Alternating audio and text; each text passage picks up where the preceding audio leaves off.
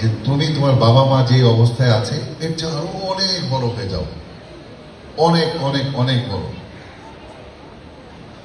তো এই বড় হতে হলে কি করতে হবে? বাবা মার কথা শুনতে হবে। বাবা মা কখনো ভুল উপদেশ দেয় কাউকে?